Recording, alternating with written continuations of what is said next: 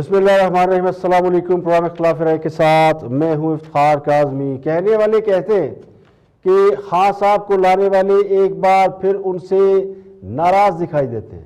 Election commission کے ساتھ اختلافات، میڈیا کے ساتھ محاذرائی اور کنٹونمنٹ الیکشن میں بری طرح شکست نے حکومت کی ساکھ کو نقصان پہنچا دیا، اور کہا یہ جا رہا ہے کہ تحریک انصاف بطور سیاسی جماعت اس کا تنظیمی ڈھانچہ ٹوٹ پھوٹ کا شکار ہو رہا ہے۔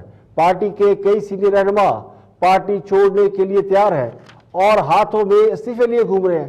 اب اگلا الیکشن الیکٹرانک ووٹنگ مشین کے ذریعے ہوگا یا نہیں ہوگا، یہ سوال تو پیچھے رہ گیا۔ اصل سوال یہ ہے کہ کیا حکومت اگلے 2 سال نکال پائے گی؟ خان صاحب سسٹین کر پائیں گے؟ قرضوں میں بے تحاشا اضافہ، روپے کی مسلسل گرتی ہوئی قدر اور ڈالر کا پاکستانی تاریخ میں پہلی بار 170 کا ہدف عبور کر جانا، آٹے اور ایل این جی پر حکومت کے غلط فیصلوں سے خزانے کو پہنچنے والے اربوں روپے کے نقصانات نے حکومت کی پوزیشن ایک بار پھر کمزور کر دی ہے، اور کنٹونمنٹ الیکشن میں خاص کر پنجاب کے اندر ہونے والے الیکشن میں شکست نے حکومت کی چولے ہلا دی ہے۔ اور خاص صاحب کو فکر اس بات کی ہے کہ انتخابات میں ان طاقتوں نے اس بار ان کی مدد نہیں کی جن طاقتوں کی مدد سے خاص صاحب کو الیکشن جیتنے کی عادت ہے۔ 2018 کا الیکشن جس طرح خاص صاحب جیت کر آئے تھے وہ کسی سے ڈکی چھپی بات نہیں ہے، تو اس بار بھی سوچا یہ جا رہا تھا کہ اب تو گھر کی بات ہے اور کنٹونمنٹ الیکشن اپنی جیب میں ہے، لیکن کنٹونمنٹ الیکشن نے ہی حکومت کے لیے بلکہ خاص صاحب کے لیے خطرے کی گھنٹی بجا دی ہے۔ اس لیے خاص صاحب بھی اب خاص سے ناراض نظر آتے ہیں۔ انہوں نے اپنے دورہ لاہور کے دوران وزیر اعلیٰ پنجاب عثمان بزدار سے 1-to-1 میٹنگ کی ہے، اور ذرائع یہ کہتے ہیں کہ انہوں نے الیکشن میں شکست کی وجوہات بھی طلب کی ہے اور ذمہ دارانوں کے نام بھی مانگے ہیں۔ خان صاحب کو پنجاب میں شکست کی وجوہات یہ بتائی گئی ہے کہ چونکہ پارٹی کے اندر اندرونی اختلافات ہیں تو اس لیے پنجاب میں تحریک انصاف الیکشن نہیں جیت سکی، تو خان صاحب کے نزدیک پنجاب میں انہیں کلین سویپ کرنا چاہیے تھا، لیکن انہیں بتایا گیا کہ پنجاب میں چونکہ پارٹی کے اندر خاصی پرابلمز ہے تو اندرونی اختلافات ہیں، بہت سارے دھڑے بن چکے ہیں، تو اس طرح محنت سے الیکشن نہیں لڑا گیا، تو اپوزیشن کی طرف سے لانگ مارچ میں ناکامی پر اور پی ڈی ایم کی جانب سے تحریک چلانے میں اس طرح ڈیسپریشن شو نہ کرنے کے بعد اور کشمیر الیکشن، ان 3 کاموں کے بعد یہ سمجھا جا رہا تھا کہ حکومت خاصی مضبوط ہو گئی ہے اور اپوزیشن کہیں ٹائٹ فش ہو گئی ہیں۔ لیکن اب جو الیکشن ہوئے ہیں اس نے ساری کہانی بدل دی ہے۔ اس کے علاوہ الیکشن کمیشن کے ساتھ حکومت کا آمنے سامنے آنا، اس سے بھی حکومت کے اوپر خاصا دباؤ آ گیا ہے، اور لگتا ہے کہ حکومت کو صرف ایک ہی کام ہے کہ وہ کسی طرح الیکشن اگر کرائے تو الیکٹرانک ووٹنگ مشین کے ذریعے کرائے، جبکہ اس پر باقی کے سٹیک ہولڈر راضی ہونے کے لیے تیار نہیں ہے۔ اس سے بھی بڑھ کر ایک اور کام ہوا ہے، وہ یہ ہوا کہ عدالت نے اس کے اوپر فیصلہ دے دیا ہے کہ چیف الیکشن کمیشن کو نہیں ہٹا رہے۔ حکومت اور چیف الیکشن کمیشن آمنے سامنے ہے، لیکن اس میں بھی عدالت نے چیف الیکشن کمیشن کے خلاف جو ان کی تعیناتی کے خلاف درخواست آئی تھی وہ اٹھا کر ردی کی ٹوکری میں پھینک دی ہے۔ اور الیکٹرانک ووٹنگ مشین کے حوالے سے اسلام آباد ہائی کورٹ کا بھی ایک فیصلہ سامنے آیا ہے جس کا آگے چل کر ذکر کریں گے، لیکن ایک اور کام یہ ہوا ہے، اور ایک اور اہم بات جو ہوئی ہے وہ وزیر اعلیٰ بلوچستان جام کمال کے خلاف تحریک عدم اعتماد کا پیش ہونا ہے، تو اسے بدلتے ہوئے حالات کا پیش خیمہ سمجھا جا رہا ہے۔ اب بلوچستان کی سیاست ایسی ہے جو پچھلے کچھ سال سے اگر اس پہ غور کریں تو تبدیلی کی ہوا بلوچستان سے چلتی ہے، تو بلوچستان میں اسٹیبلشمنٹ کے کردار کو، یعنی بلوچستان کو اسٹیبلشمنٹ کے کردار کے حوالے سے دیکھا اور سمجھا جاتا ہے۔ یعنی موڈ کیا ہے، اگر اسٹیبلشمنٹ کا موڈ دیکھنا ہو تو بلوچستان کی سیاست کو دیکھنے کے بعد سمجھ آ جاتا ہے۔ تو وزیر اعلیٰ بلوچستان کے خلاف تحریک عدم اعتماد کا پیش ہونا ہی اس بات سے کہیں زیادہ امپورٹنٹ ہے کہ وہ تحریک عدم اعتماد کامیاب ہوتی ہے یا نہیں، تو کیونکہ وہاں جتنے لوگ ہیں جو تحریک عدم اعتماد پیش کر رہے ہیں، جن کے خلاف پیش کر رہے ہیں، وہ سب ایک ہی صف میں کھڑے ہیں، تو یعنی ان کا بھی اسٹیبلشمنٹ کے ساتھ وہی تعلق ہے جو موجودہ حکومت کا ہے، تو حکومت گرتی ہے یا نہیں۔ مگر بلوچستان میں اتنی بڑی سیاسی موو وہ کہتے ہیں بغیر کسی اشارے کے نہیں ہو سکتی، اور اشارہ یہ نہیں ہوتا کہ حکومت گرا دے، اشارہ یہ بھی ہو سکتا ہے کہ اب سیاست کے اندر وہ اس طرح مداخلت نہیں کر رہے یا تھوڑا پیچھے ہٹے ہوئے ہیں۔ اور یہی بات خان صاحب کے لیے بھی لمحہ فکری ہے کہ اگر وہ لوگ جو خان صاحب کے ساتھ ایک زمانے میں یا ایک عرصے سے ایسوسیٹ ہیں، جن کے بھروسے خان صاحب کی حکومت چلتی ہے، وہ اگر پیچھے ہٹ جاتے ہیں تو پھر کیا ہوگا؟ یہ میٹر آف کنسرن ہے اس وقت حکومت کے لیے، اور اس کی بڑی وجہ یہ ہے کہ پچھلے چند ماہ میں روپے کا تقریباً 12 روپے ڈالر کے مقابلے میں ڈی ویلیو ہونا، اور اس کے علاوہ بہت بڑے بڑے فیصلے جو اکنامک فیصلے ہو رہے ہیں ان پر حکومت کو سخت جو ہے اس کے اوپر ناکامی کا سامنا کرنا پڑا ہے۔ تو یہ وہ سارے معاملات ہیں جن کے اوپر ایک بار پھر خان صاحب اور خان صاحب کو لانے والوں میں ڈسٹنس نظر آتا ہے۔ آج پھر ایک اور بڑی امپورٹنٹ چیز ہوئی ہے، وہ سپریم کورٹ نے چیف الیکشن کمیشن کی تعیناتی کے خلاف درخواست خارج کر دی ہے۔ یہ درخواست جب دائر کی گئی تھی تو اسی وقت اس پر اعتراض لگ گئے تھے، رجسٹرار نے اس پر اعتراض لگائے، لیکن اس کے باوجود اصرار پر یہ درخواست سنی گئی۔ یعنی قائم مقام چیف جسٹس عمر الطاف بندیال نے اس کیس کی سماعت کی اور اس میں یہ ریمارکس دی اور پوچھا کہ کیا الیکشن کمیشن میں اس وقت کوئی حاضر سروس جج ہے، جس پر درخواست گزار نے کہا کہ اس وقت کوئی حاضر سروس جج الیکشن کمیشن میں نہیں ہے۔ اس پر قائم مقام چیف جسٹس عمر الطاف بندیال نے کہا پھر تو بات ہی ختم ہو گئی ہے۔ اب آپ کہتے ہیں کہ ریٹائرڈ بیوروکریٹ کو چیف الیکشن کمیشن نہیں لگایا جا سکتا، تو کیا آپ نے چیئرمین نیب تعیناتی کیس کا فیصلہ پڑھا ہے؟ چیف الیکشن کمیشنر اور چیئرمین نیب جوڈیشل افسران نہیں ہوتے، اس لیے عدالت ان کے خلاف کوئی کارروائی نہیں کر سکتی، تو آئین کے مطابق کسی آئینی ترمیم کو چیلنج نہیں کیا جا سکتا۔ تو اس کے علاوہ ایک اور اہم فیصلہ آیا، وہ ہے اسلام آباد ہائی کورٹ کا۔ اسلام آباد ہائی کورٹ نے ای وی ایم الیکٹرانک ووٹنگ مشین کا استعمال روکنے کی درخواست کے خلاف ایک فیصلہ دیا ہے، بلکہ اس درخواست کو نمٹا دیا ہے اور یہ کہا ہے کہ الیکٹرانک ووٹنگ مشین کے استعمال پر پارلیمنٹ سے قانون سازی لازم ہے۔ اسلام آباد ہائی کورٹ نے ایک درخواست دائر ہوئی تھی جس میں یہ کہا گیا تھا کہ الیکٹرانک ووٹنگ مشین کو آئندہ انتخابات میں استعمال کرنے سے روکا جائے، تو اس پر عدالت نے دلائل سننے کے بعد فیصلہ محفوظ کیا اور پھر اس کا جو ہے مختصر اس کے اوپر جو اپنا فیصلہ وہ سنا دیا۔ اسلام آباد ہائی کورٹ کا کہنا یہ تھا کہ انتخابات میں الیکٹرانک ووٹنگ مشین کا استعمال کوئی خلائی یا اجنبی کام نہیں ہے۔ الیکٹرانک ووٹنگ مشین کا نظام دنیا کے بہت سے ممالک میں رائج ہے، تو درخواست گزار کے تحفظات قبل از وقت اور خدشات پر مبنی ہے، کیونکہ الیکٹرانک ووٹنگ مشین کے ذریعے انتخابات کی تجویز ابھی انیشیل سٹیجز پر ہے، ابتدائی مرحلے پر ہے، امپلیمنٹ نہیں ہوئی۔ تاہم الیکٹرانک ووٹنگ مشین کے استعمال پر پارلیمنٹ سے قانون سازی لازم ہے، جس کا مطلب یہ ہے کہ حکومت اس وقت تک الیکٹرانک ووٹنگ مشین استعمال نہیں کر سکتی جب تک اس کو پارلیمنٹ سے منظور نہ کرا لیا جائے۔ اور اس پر حکومتی ذرائع یہ کہتے ہیں کہ حکومت کا الیکٹرانک ووٹنگ مشین کو یعنی اس کے امپلیمنٹ کے لیے ہو سکتا ہے صدارتی آرڈیننس لایا جائے، تو اس پر بھی بات ہو رہی ہے۔ تو الیکشن کمیشن نے 37 اعتراضات الیکٹرانک ووٹنگ مشین پر لگائے تھے، اس کے مطابق الیکٹرانک ووٹنگ مشین سے دھاندلی روکی نہیں جا سکتی۔ تو درخواست گزار نے بھی عدالت سے کہا تھا کہ پی ٹی آئی کے سوا تمام دیگر سیاسی جماعتیں اور خود الیکشن کمیشن بھی الیکٹرانک ووٹنگ مشین کے خلاف ہے، اس لیے انتخابات میں اس کا استعمال روکا جائے۔ تو عدالت نے یہ معاملہ مشروط کر دیا ہے پارلیمنٹ میں قانون سازی کے حوالے سے۔ تو اب یہ دو بڑے اہم کام ہوئے جس کے اوپر عدالت نے بال واپس حکومت کی کورٹ میں پھینکی ہے۔ تو چیف الیکشن کمیشن جو ہے وہ اس فیصلے کے بعد خاصے مضبوط ہوئے ہیں، یعنی سپریم کورٹ نے ان کی تعیناتی ختم کرنے سے یا ان کی تعیناتی کے خلاف جو درخواست ہے وہ انٹرٹین ہی نہیں کی اور اسے واپس بھیج دیا، بلکہ ردی کی ٹوکری پھینک دیا ہے۔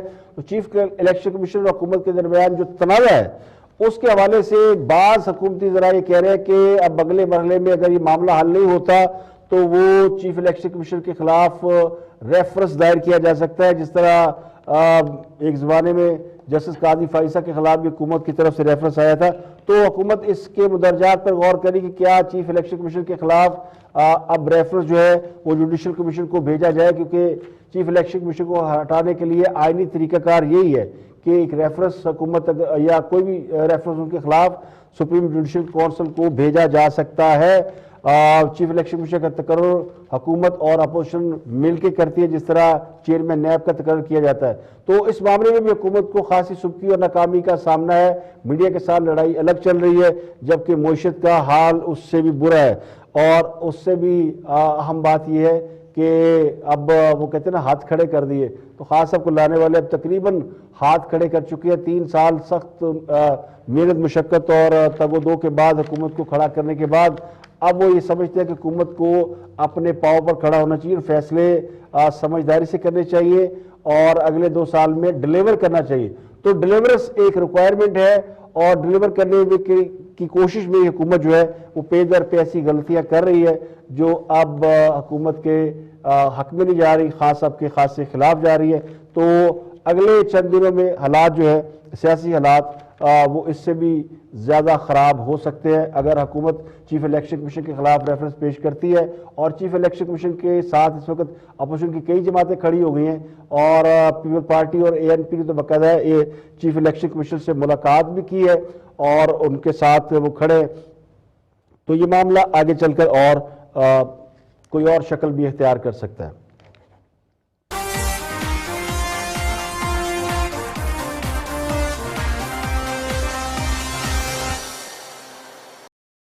تو بلوچستان اسمبلی میں پیش کی گئی تحریک عدم اعتماد کے حوالے سے اپڈیٹ یہ ہے کہ وزیر اعلیٰ جام کمال کے خلاف حزب اختلاف کی جماعتوں نے تحریک عدم اعتماد تو جمع کرا دی ہے، لیکن یہاں کویشچن یہ کہ کیا یہ تحریک پاس ہو جائے گی اپوزیشن کو جیتنے کے لیے، یا اس تحریک کو کامیاب کرنے کے لیے جو نمبر گیم ہے وہ کتنے نمبر درکار ہے۔ تو اس کی پوزیشن میں آپ کو بتا دیتا ہوں، بلوچستان اسمبلی میں حزب اختلاف کے اتحاد میں شامل جماعتوں کی اراکین کی تعداد تقریباً 23 ہے، جن میں سے جے یو آئی فے کے 11 ہے اور بی این پی مینگل کے 10 اور پشتونخوا ملی عوامی پارٹی کا 1 رکن اسمبلی شامل ہے۔ آزاد رکن اسمبلی اور سابق وزیر اعلیٰ نواب اسلم رئیسانی کی حمایت بھی اپوزیشن کے ساتھ ہے۔ اس طرح اپوزیشن کو تقریباً 24 اراکین کی حمایت حاصل ہے، لیکن وزیر اعلیٰ بلوچستان کے خلاف تحریک عدم اعتماد کی کامیابی کے لیے اپوزیشن کو 33 اراکین کی حمایت درکار ہے۔ بلوچستان میں حکومتی اتحاد میں شامل جماعتوں کے اراکین کی تعداد 41 ہے، یعنی 41 ہے، جس میں بلوچستان عوامی پارٹی سے تعلق رکھنے والے افراد شامل ہیں، ان کی تعداد 24 ہے۔ تحریک انصاف کے اراکین کی تعداد 7 اور اے این پی سے تعلق رکھنے والے اراکین کی تعداد 4 ہے، اور یہ جو حکومتی ممبران ہے 24۔ اس میں سے بعض افراد کے حوالے سے کہا جا رہا ہے کہ وہ اپوزیشن کے ساتھ رابطوں میں ہے، اور اپوزیشن نمبر گیم پورا کرنے کے بعد ہی انہوں نے تحریک عدم اعتماد پیش کیا، لیکن جو تحریک عدم اعتماد کا پیپر دیا گیا ہے اس پر 16 افراد کے دستخط ہے۔ اس کے علاوہ ایچ ڈی اور بی این پی عوامی کے بھی 2 اراکین حکومتی اتحاد میں شامل ہے، جبکہ پاکستان نیشنل پارٹی اور جمہوری وطن پارٹی کا 1 رکن بھی حکومتی اتحاد کا رکن ہے۔ تو ابھی بہت سی جماعتیں ایسی ہیں جو کہ اتحاد سے الگ ہونے کی باتیں کر رہی ہیں، لیکن جو ایکچولی پیپر موو کیا گیا وہ 16 اراکین اسمبلی کے دستخطوں سے کیا گیا ہے، اور یہ تحریک عدم اعتماد جمع کرائی گئی ہے۔ تو وزیر اعلیٰ بلوچستان وہ تو بڑے کانفیڈنٹ ہے، وہ کہتے ہیں جی کوئی فرق نہیں پڑتا، جس دن ان کی جماعت اور اتحادیوں کی اکثریت نے عدم اعتماد کا اظہار کیا تو وہ خود عہدہ چھوڑ کر چلے جائیں گے۔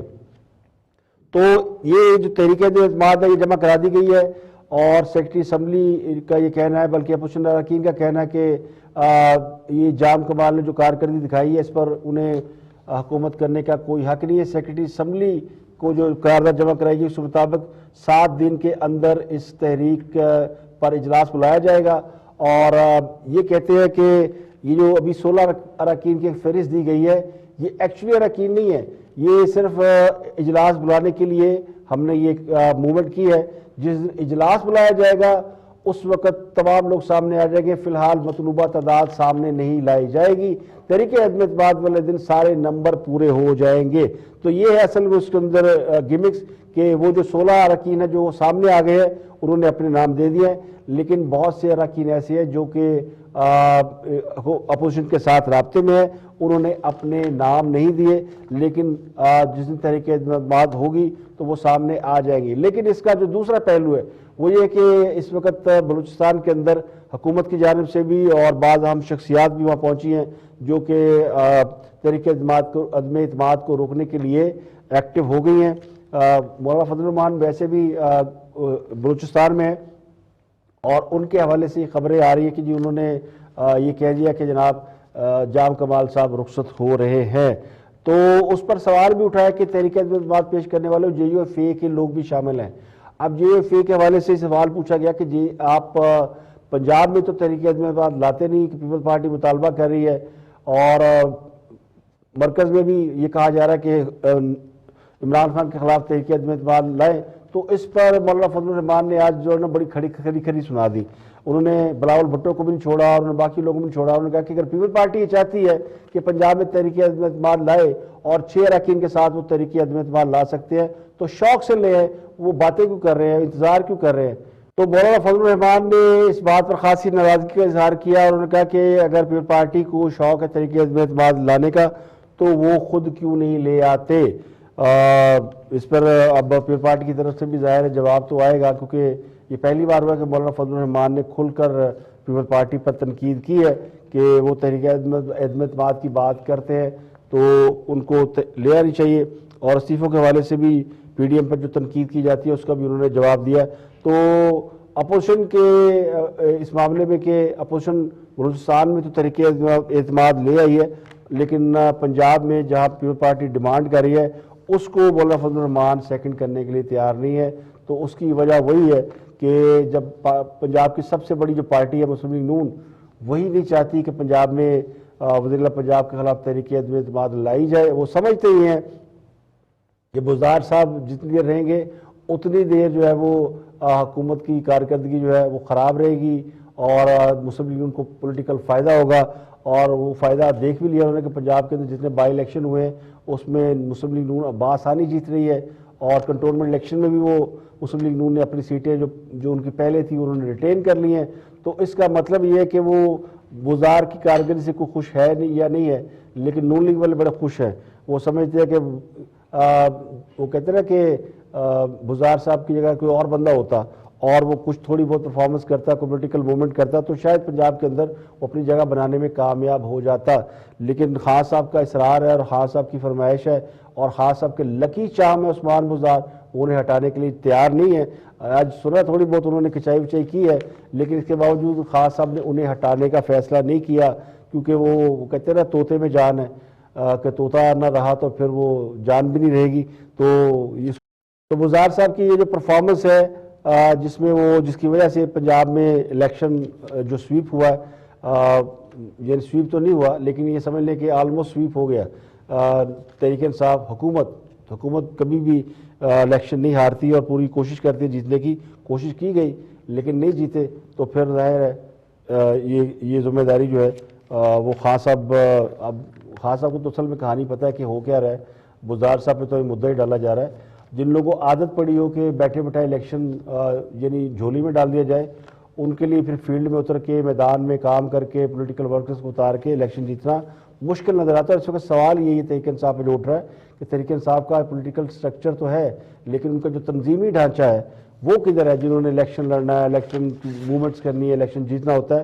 تو یہ خامی آپ کو پنجاب کے جو صوبائی اسمبلی کے انتخابات ہیں ان میں نظر آئی، کنٹونمنٹ الیکشن میں نظر آئی کہ وہ ورکر ہی نہیں ہے ان کے پاس کہ جو موومنٹ کر کے الیکشن جیت سکے. تو یہاں پہ ایک بہت بڑا خلا نظر آ رہا ہے. یہاں پہ لیکن ایک بریک، اور بریک کے بعد واپس آئیں گے تو اور بھی ہم موضوعات آپ کے ساتھ شیئر کریں گے. ہمارے ساتھ رہیے گا. بریک کے بعد حاضر ہوتے ہیں.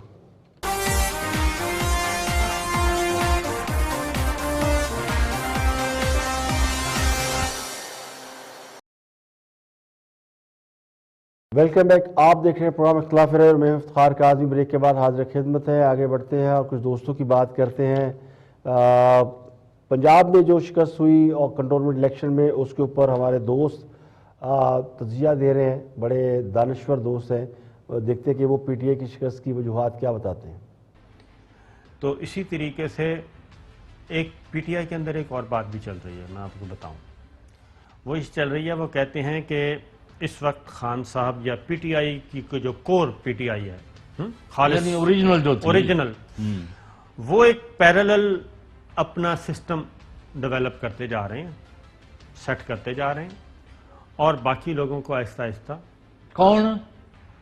کون کرتے جا رہے ہیں؟ پی ٹی آئی کی لیڈرشپ. لیڈرشپ تو عمران خان ہے نا، تو میں سن تو لیں، یعنی پیرلل اب بنا رہے ہیں وہ. پیرلل وہ ایسا بنا رہے ہیں کہ خالص پی ٹی آئی ایک سائڈ پہ، اور جو گرے لسٹ میں لوگ ہیں وہ خواہ وہ آپ کے کابینہ میں بیٹھے ہیں، خواہ وہ پنجاب میں ہیں، خواہ وہ فیڈرل میں ہیں، ان لوگوں کو ایسا ایسا چھلنی کیا جا رہا ہے جو گرے لسٹ میں ڈالا جا رہا ہے، جو بھائی مشکوک. آپ کو عوام کے ہاتھوں شکست ہوئی ہے بڑے شہروں میں، تو اس کی وجہ بھی یہ تو رزلٹ ہے نا. اس کی وجہ سن نہیں، لیں. اس کے بعد آپ اور لوگوں کو ایلینیٹ کرنا چاہتے ہیں اور اپنے سے دور کرنا چاہتے ہیں. سائیکل الٹا چلا ہے نا پنجاب میں سائیکل اس دفعہ الٹا چلا ہے.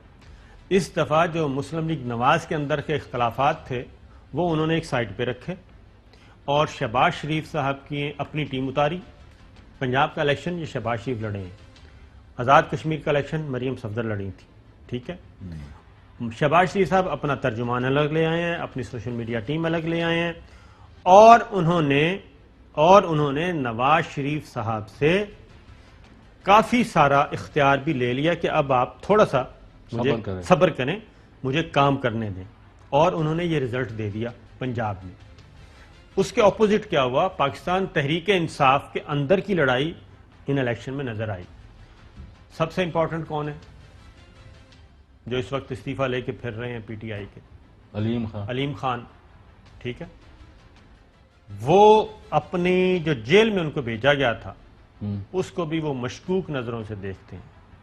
وہ کہتے ہیں یہ اندر سے کسی نے چھرا گھونپا ہے. اچھا جی ہاں، یہ اپنے دائیں بائیں جو نہیں، پر یہ جو بات ہوگی ہے صابر شاکر صاحب کہ آپ جو ہیں تمام وہ لوگ جو آپ کا ساتھ دیا، جنہوں نے آپ کو اقتدار تک پہنچایا پارٹی کو، آپ ایک ایک کر کے ان کے چھرا گھونپ کے ان کو زخمی کر کے ان کو سڑکوں پر پھینک رہے ہیں. یہ کسی حد تک یہ بات درست ہے؟ یہی تو بات ہے نا. وہ کہتے ہیں کہ یعنی پوری ایک لسٹ بنا لیں. پوری لسٹ ہے. خان صاحب کو یہ باور کرا دیا گیا ہے کہ الیکٹیبل کی وجہ سے حکومت میں آنا مجبوری تھی. اس وقت خان صاحب پرائم منسٹر بننا چاہتے تھے تو انہوں نے دائیں بائیں سے لوگ پکڑے الیکٹیبل اور وزیر اعظم بن گئے. اب خان صاحب وزیر اعظم بن گئے ہیں تو کام نکل گیا ہے، اور حکومت میں آنے کے بعد خان صاحب نے بڑے مارکۃ العراق کام سر انجام دیے، بڑے بڑے کام کر دیے. حکومت بڑی پاپولر ہے اور مقبولیت کی انتہاؤں کو پہنچی ہوئی ہے. جناب وزیر اعظم نے اس ملک کی قسمت بدلی ہے یا نہیں بدلی؟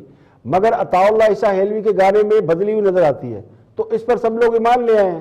تو اب الیکٹیبل اور ان لوگوں سے جان چھڑائی جا رہی ہے جن کو خان صاحب نے بوجہ مجبوری لیا تھا، بلکہ خان صاحب کو اب ان کی بھی ضرورت نہیں رہی جن بیچاروں پر خان صاحب کو لانے کے الزامات لگتے رہے ہیں.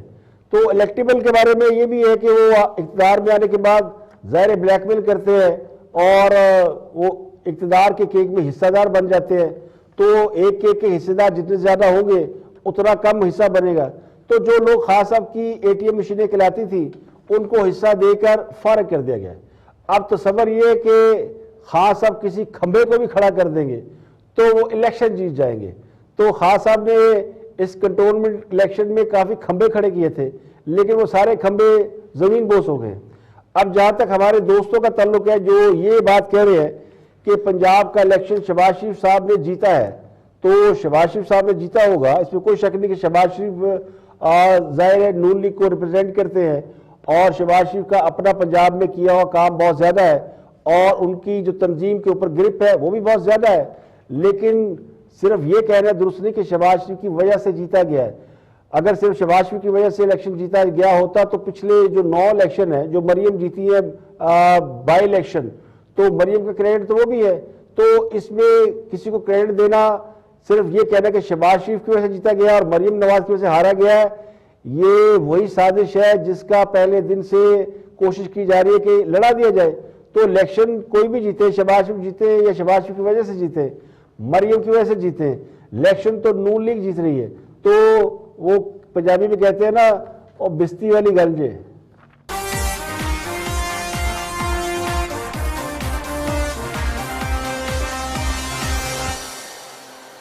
اور وفاقی وزیر سائنس اور ٹیکنالوجی یعنی ای وی ایم مشین کے جو اس وقت روح رواں ہے، موجود تو ویسے فواد چودھری ہے لیکن چونکہ شبلی فراز صاحب کے دورے وزارت میں یہ مشین مارکیٹ کے اندر آئی اور اس نے ایک فساد کھڑا کیا ہوا ہے. الیکشن کمیشن کے ساتھ جھگڑا اسی مشین کی وجہ سے ہو رہا ہے. تو شبلی فراز اس پر کیا کہتے ہیں، ذرا ان کا موقع بھی سنتے ہیں۔ اپنے بیسٹ ٹیکنیکل مائنڈز لے آئیں اور وہ جو ہے تو اس کو ٹیسٹ کریں، لیکن وہ تو اس کے قریب ہی نہیں آتی۔ سبجیکٹ کوڈ یہی زیادہ بہتر ہوگا کہ حکومت اور اپوزیشن مل کر الیکشن ریفارمز کریں اور دونوں ساتھ مل کر آگے بھی بڑا اچھا ہوگا۔ مجھے یہ بتائیے کہ یہ زیادہ بہتر ہوگا کہ اگر آپ کو الیکشن کمشنر پر اعتراضات ہیں اور فواد چودھری صاحب کہہ رہے ہیں پوری کابینہ کو ہیں، تو پھر ریفرنس ان کے خلاف بھیجا جائے، قانونی طریقے سے انہیں ہٹایا جائے، یہ جہنم میں جائیں، آگ لگا دیں، یہ ماؤتھ پیس بن گئے ہیں، حالانکہ خود ہی نام دیا تھا، تو وزیر اعظم کو پتہ ہی ہوگا اس وقت اگر ان کے نواز شریف صاحب سے تعلقات تھے تو ان کا نام انہوں نے کیوں پروپوز کیا تھا۔ تو یہ زیادہ بہتر نہیں ان کے خلاف ریفرنس بھیجنے بجائے اس کے کہ ایک آئینی ادارے کے خلاف یہ ساری باتیں کی جا رہی ہیں۔ دیکھیں، پہلی بات تو یہ ہے کہ یہ باتیں تو آپ تک پہنچی ہیں، یہ تو پروسیڈنگز ہیں پارلیمنٹ کی، ٹھیک ہے۔ اب جو بھی انہوں نے کہا ہے اس کا جواب انہوں نے دیا ہے، اور وہ آئی تھنک کہ بہتر ہوں گے کہ آپ ان سے اس کی تفصیلات لے لیں، لیکن اصل بات کیا ہے، شبلی فراز صاحب، بات یہ ہے کہ آپ کا بڑا شکریہ کہ آپ آئے، اس حوالے سے ہم نے بات کی۔ اعظم سواجی صاحب کو بہت بلایا، آ نہیں رہے ہیں وہ، ورنہ ہم ان سے ہی پوچھنا چاہ رہے تھے، مگر انہوں نے ڈینائل نہیں کیا ہے، انہوں نے ڈینائی نہیں کیا کہ انہوں نے یہ باتیں نہیں کہی ہیں۔ نہیں، وہ ٹھیک ہے۔ دیکھیں، اس میں پولیٹکس میں اس میں جو بھی ہے لوگ مختلف طریقے سے اپنا احتجاج کرتے ہیں۔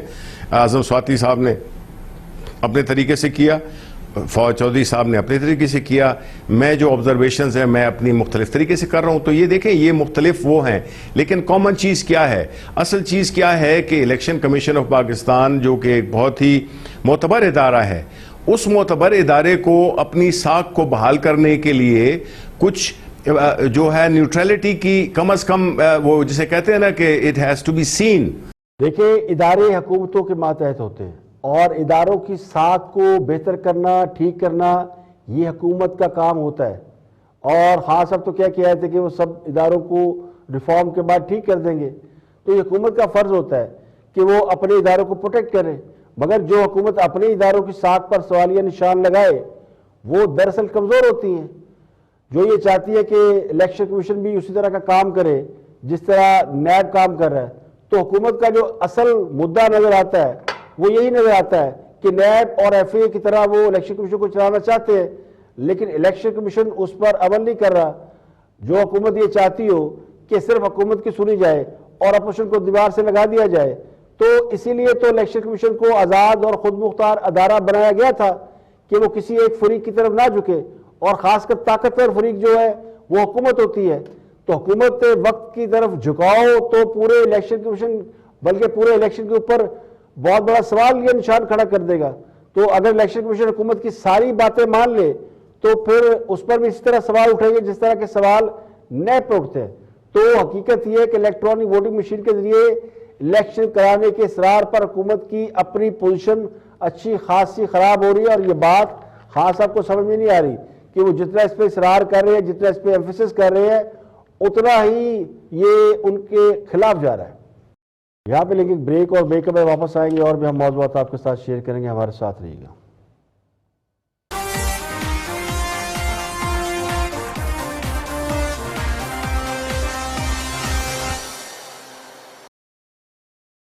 ویلکم بیک، آپ دیکھ رہے ہیں پروگرام اختلاف رائے اور میں افتخار کاظمی۔ بریک کے بعد حاضر خدمت ہیں، اور روپے کے مقابلے میں ڈالر کی اونچی اڑان کا سلسلہ جاری ہے، اور ملکی تاریخ میں ڈالر جو ہے وہ نئی بلندی پر پہنچ گیا ہے۔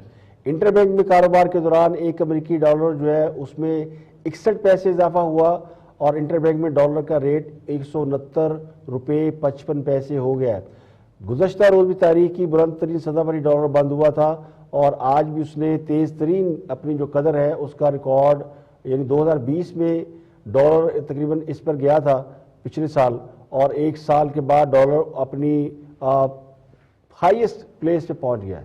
اوپن مارکیٹ میں بھی ڈالر کا بھاؤ بڑھ گیا، اور اوپن مارکیٹ میں تو ڈالر پکڑا نہیں جا رہا، ڈالر 70 پیسے مہنگا ہو کر 170 روپے 30 پیسے کا ہو گیا۔ اب گزشتہ 3 ماہ سے انٹر بینک اور اوپن مارکیٹ میں روپے کی قدر میں مسلسل گراوٹ جاری ہے، اور گزشتہ روز بھی جیسے میں نے آپ کو بتایا کہ ڈالر کی قیمت 168 روپے 94 پیسے، جبکہ اوپن مارکیٹ میں 169 روپے 80 پیسے ہو گئی تھی۔ تو اس سال کے آغاز سے لے کر اب تک ڈالر کے مقابلے میں روپے کی قدر 12 روپے سے زائد کم ہو چکی ہے، اور ڈالر کی قدر میں اضافے سے پاکستان کے قرضوں کا جو حجم ہے اس کا آپ اندازہ نہیں لگا سکتے کہ وہ کتنا بڑھ گیا ہے۔ وہ جو 40-42 ارب ڈالر کے قرضے تھے وہ آلموسٹ بڑھ کر 48 یہ 47 ارب ڈالر کے ایگزیکٹ فگر مجھے معلوم نہیں، لیکن اراؤنڈ دس جو ہے وہ پہنچ چکے ہیں. تو ڈالر کی قیمت بڑھنے کی وجہ سے پاکستان کے اندر جو قرضوں کا بوجھ ہے وہ بہت زیادہ بڑھ گیا ہے.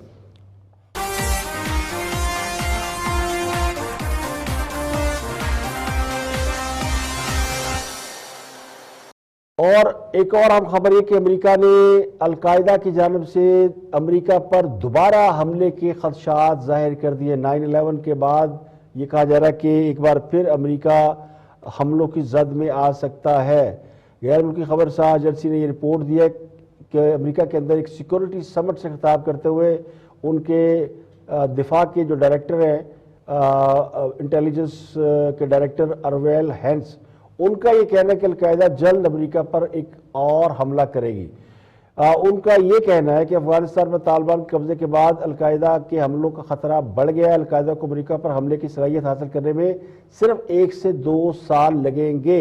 اور امریکی ڈائریکٹر انٹیلیجنس یہ کہہ رہے ہیں کہ افغانستان میں دہشت گردوں کو اب ہم مانیٹر نہیں کر سکتے، ان کو مانیٹر کرنے کی امریکی صلاحیت جو ہے وہ کم ہو گئی ہے. دوبارہ رسائی کے لیے ہم راستے تلاش کر رہے ہیں اور خدشات اس بات کے ہیں کہ اگر ہم نے نہیں کیا تو پھر خطرات بڑھ جائیں گے اور القاعدہ دوبارہ سے ایکٹیو ہوگی اور دوبارہ اٹیک کر سکتی ہے. Deputy director CIA David Cohen نے بھی اس بات کا اشارہ دیا ہے اور یہ کہا کہ دہشت گردی دوبارہ سے پنپ سکتی ہے. وہ یہ کہتے ہیں امریکہ پر آئندہ چند سالوں میں القاعدہ کے علاوہ داعش اور جو خراسان گروپ ہے وہ بھی حملے کر سکتے ہیں. تو امریکہ ایک بار پھر سیکورٹی ہائی الرٹ پہ چلا گیا ہے اور طالبان کے افغانستان میں اقتدار سنبھالنے کے بعد اور وہاں سے ان انتہا پسند تنظیموں کے پاؤں اکھڑنے کے بعد یہ سمجھا جا رہا ہے کہ امریکہ کو دوبارہ ٹارگٹ کیا جا سکتا ہے. اس لیے امریکہ طالبان سے ایکسپیکٹ کر رہا ہے کہ وہ افغانستان کی سرزمین کو کسی بیرونی ملک پر حملے کے لیے استعمال نہیں ہونے دیں گے. تو یہ خبر ہے جی کہ امریکہ دوبارہ انڈر تھریٹ ہے.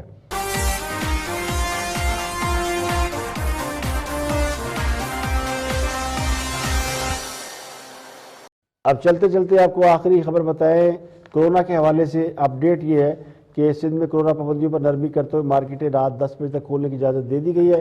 نوٹیفیکیشن جاری کیا گیا. اس کے مطابق سے اتوار کو مارکیٹیں بند رکھی جائیں گی.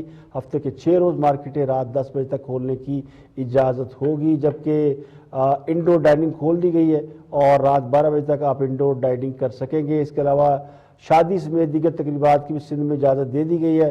200 افراد شرکت کر سکیں گے، جبکہ اوپن ایئر میں آپ 400 افراد کو جو ہے وہ دعوت دے سکیں گے. مارکیٹوں، شاپنگ مال، دکانوں پر SOPs کا وزٹ کیا جائے گا دیکھنے کے لیے. ٹیمیں جائزہ لیں گی اور گھروں سے کام کرنے کی شرط ختم کر دی گئی، یعنی ورک فرام ہوم یہ اب ہٹا دی گئی ہے. دفاتر 100% لوگوں کے ساتھ کام کر سکیں گے. پبلک ٹرانسپورٹ میں 50%، جبکہ ٹرینوں میں 70% مسافروں کو سفر کرنے کی اجازت دی گئی ہے. اور جو پاکستان میں کورونا کے اعداد و شمار بتائے جا رہے ہیں گزشتہ 24 گھنٹوں کے دوران، اس کے مطابق جو ہے وہ کورونا کے مزید جو ہے وہ 56,733 ٹیسٹ کیے، جن میں 2,714 میں اب بھی وائرس موجود ہے. اور سرکاری پورٹل یہ کہتا ہے، یعنی سرکار یہ کہتی ہے کہ گزشتہ 24 گھنٹوں کے دوران ملک میں کورونا کیسز کے مثبت کیسز کی شرح 4.78%. سندھ میں کسی حد تک کورونا کم ہوا، جبکہ پنجاب، لاہور سمیت پنجاب کے کئی شہروں میں اب بھی کورونا بڑے ہائی ریٹ پر چل رہا ہے.